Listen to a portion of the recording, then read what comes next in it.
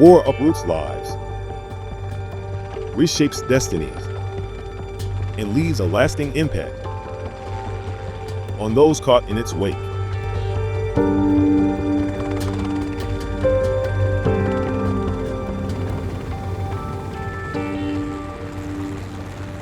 The Vietnam War was no exception. As the conflict raged, thousands of Vietnamese sought refuge, embarking on perilous journeys in search of safety and a new beginning.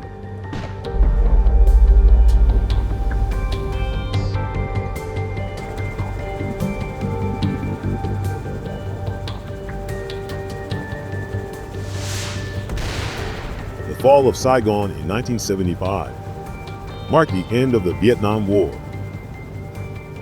but the beginning of another struggle: the exodus of Vietnamese refugees. Fearing persecution under communist rule, tens of thousands fled, braving treacherous waters and uncertain futures. Their destination: America, a land of promise, but also of great challenges.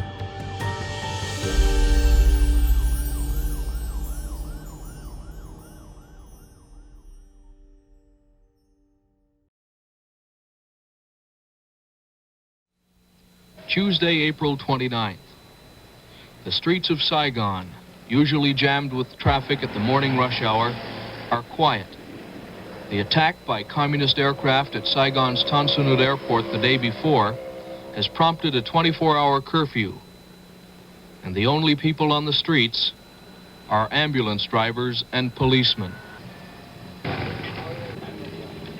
With communist forces only a few miles from the center of Saigon, the order to evacuate American nationals is given.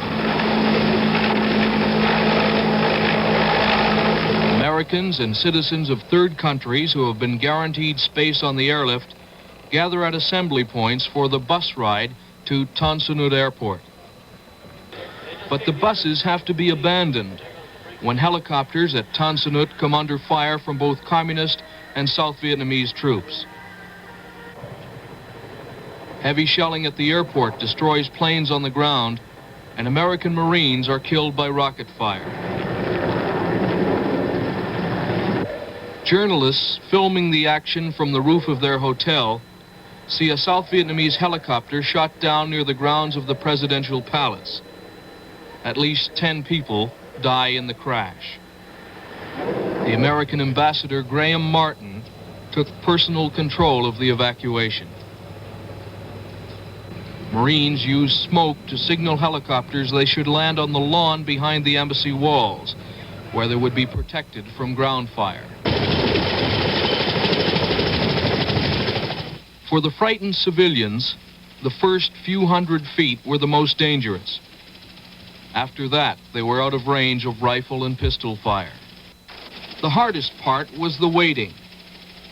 Many people said it was unnerving to be waiting for a ride to safety and to be hearing fighting all around you.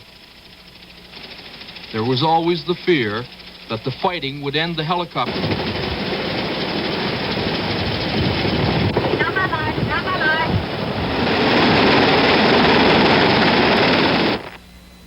Those South Vietnamese not lucky enough to have been chosen for evacuation defied the curfew and stood outside the embassy gate, begging for a seat on the helicopters. Many of these people have relatives in Canada. Some carried visas issued by the Canadian Embassy in Saigon. But for most, it wasn't enough to get them a ride out.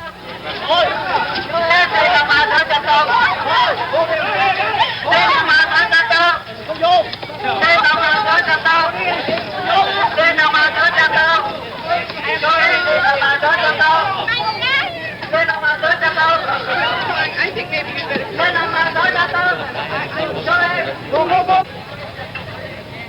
Embassy officials feared the crowd might again storm the gate, so they called in Marine reinforcements.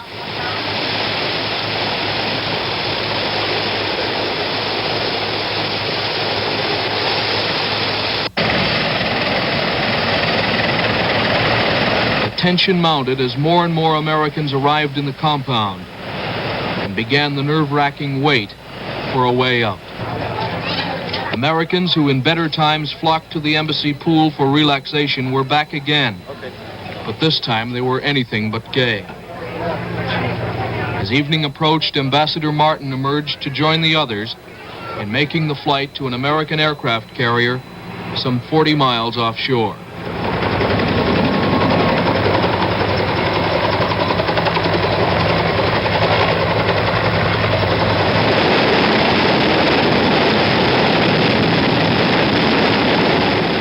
There were more than 80 helicopters shuttling people out to the carriers.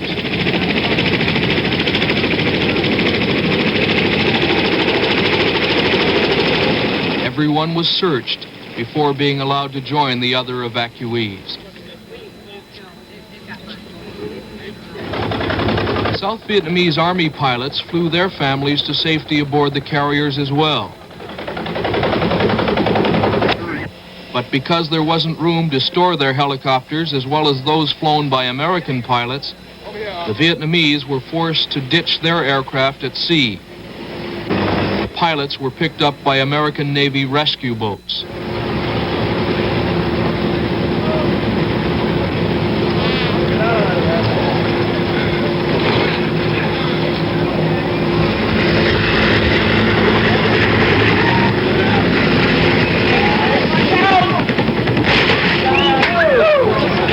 As dusk fell on Saigon, helicopters were still taking people out of the embassy compound. In all, approximately 7,000 people, most of them Vietnamese, were airlifted to safety during the 12-hour operation.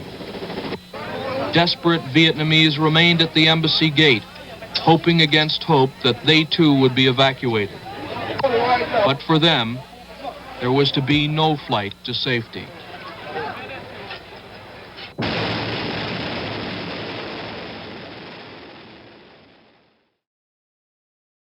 In New York, this is the CBS Evening News, with Dan Rather substituting for Walter Cronkite, and Peter Collins aboard the USS Blue Ridge, Ed Bradley in Manila, John Lawrence in Paris, Peter Kalisher in Da Nang, in Washington Phil Jones, Bob Schieffer, and Hal Walker. Good evening. South Vietnam now is under communist control. Early today, beginning with a jeep load of rather ragtag Viet Cong soldiers, then truck after truck of heavily armed North Vietnamese regular troops, the communists entered Saigon in force. South Vietnamese President Duong Van, so-called Big Men, just 2 days in office, surrendered his government unconditionally. Communist tanks smashed through the heavy gates of the presidential palace, flew the Viet Cong flag overhead, and took men away in a jeep. His whereabouts are not known. The surrender came just 4 hours after the last Americans were pulled out of Saigon, now renamed by the Viet Cong Ho Chi Minh City. Here is the first film of that historic evacuation. Peter Collins reports. The sky over Saigon was filled with dozens of assorted aircraft, helicopters, transports, even fighter bombers in a nameless whirling merry-go-round over the city. The U.S. Embassy helicopters flew from roof to roof, plucking up stranded Americans and occasionally depositing them on the landing pad atop the embassy. But from the roof of the Caravel Hotel in downtown Saigon, it looked as though every pilot in the South Vietnamese Air Force who could get his hands on an aircraft had decided that now was the time to get away.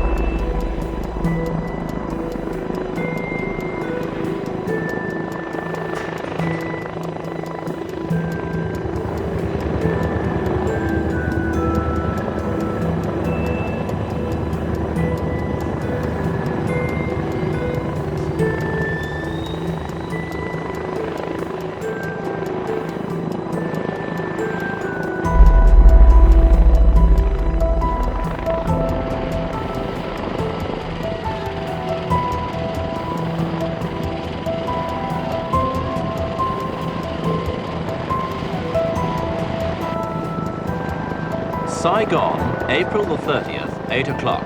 The last American helicopter on the roof of the American embassy prepares to lift off the last of the evacuees fleeing before the advancing communist armies.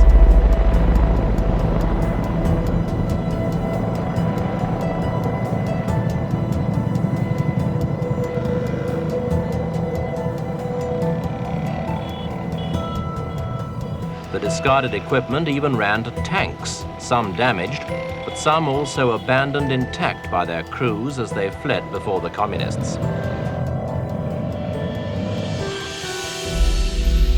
And then, shortly after midday, came the climax of 30 years of fighting. The first North Vietnamese troops entered the city packed into trucks that flew the red and blue flag of the Communist Provisional Revolutionary Government, the PRG.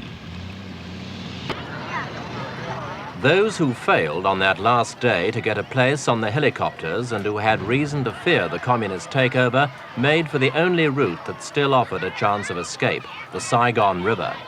Hundreds scrambled in panic onto any boats they could reach, not caring how they got aboard or what they left behind.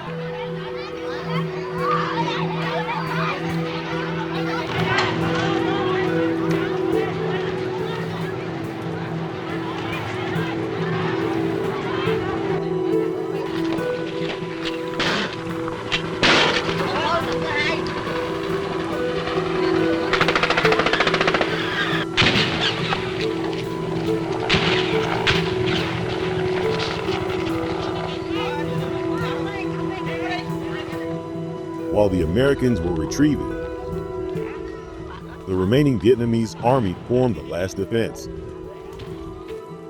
At the Newport Bridge, near the city center.